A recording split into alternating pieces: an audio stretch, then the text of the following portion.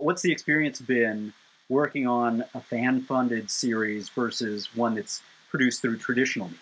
This is the first crowd-funded project that I've ever worked on. I've certainly heard of this happening lately quite a bit. It seems like more and more things are getting crowd-funded, but I've never done it myself, and I wouldn't say I was worried about it, but I was definitely a little.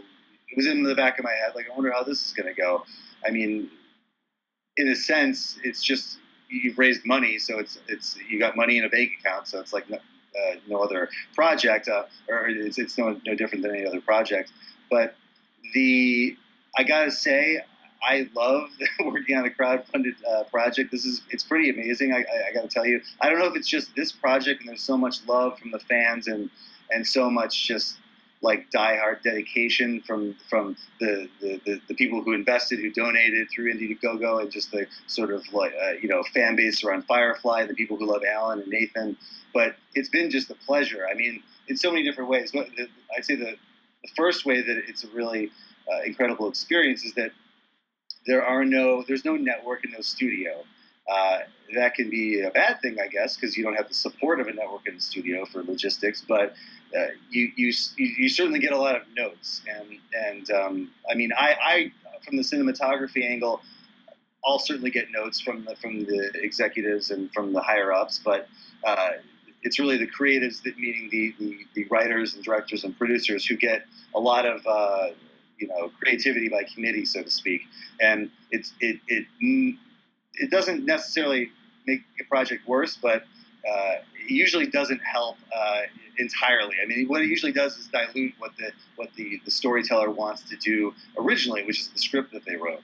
And again, sometimes it can be a good thing. Sometimes there's a good creative collaboration between the executives, the network, and the studio, and the writers and directors and producers. But a lot of times it's this amiable, like, oh, great notes, and then they hit send, and then they turn around in their office and go, oh, these bastards, they're screwing me, they're ruining my show. But there's none of that on a crowdfunded project. I mean, we can really do whatever we want. I can't tell you how many times on set I turn to Alan or PJ or whoever, and I just say, wow, thank God there's no standards and practices on this, because they never would have let us do this. It's not to say that the content is like vulgar or obscene or anything, but it's edgy comedy. It's the kind of comedy that you would see on, definitely on HBO, but maybe not on like FX or a cable, a sort of, you'd see it on pay cable, but not on basic cable.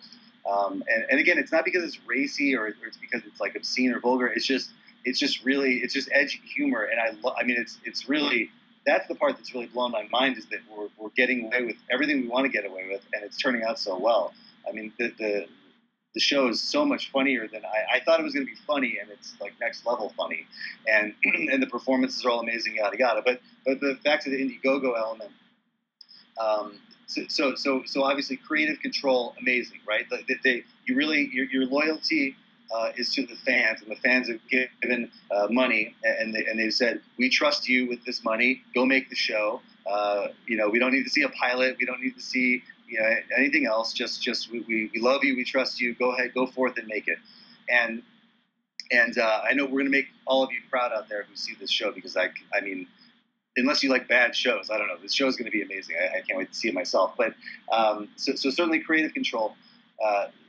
The second thing is that there have been.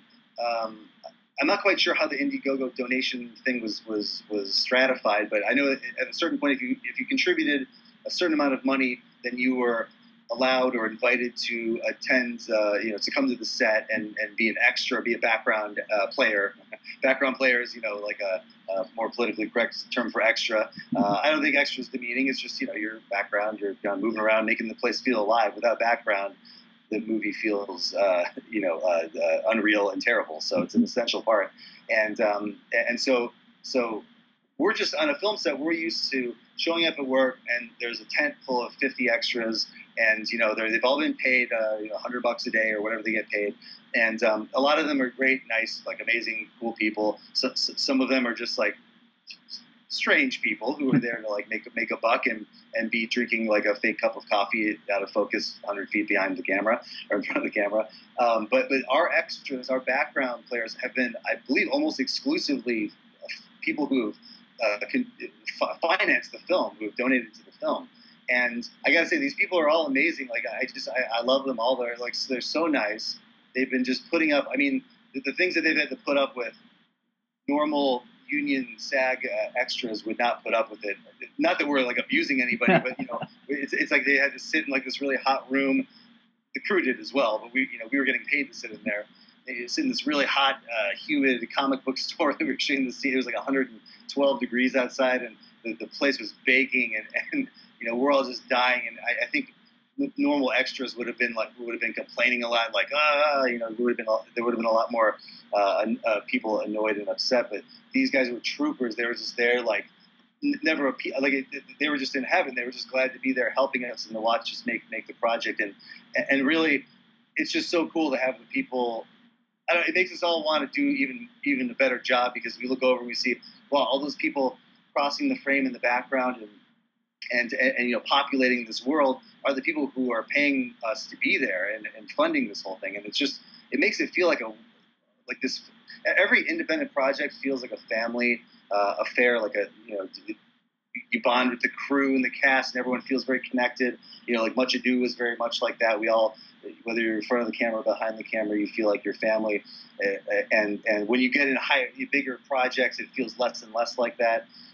There's more separation between everybody. But I've never felt like such a family atmosphere as on the set of Con Man. And I got to say, a lot of it's because of the background players that are these people who have funded the film, essentially. And that's just like, I don't know, it seems so silly and inconsequential, but it really makes a big difference. There's just this weird, weird as in good vibe going on the set, and I just love it. I mean, it's so like I really, after doing this, we're all working for reduced rates. We're working for way less money than we normally work for. But I'd be happy to do it again and again and again, because this is just such a blast.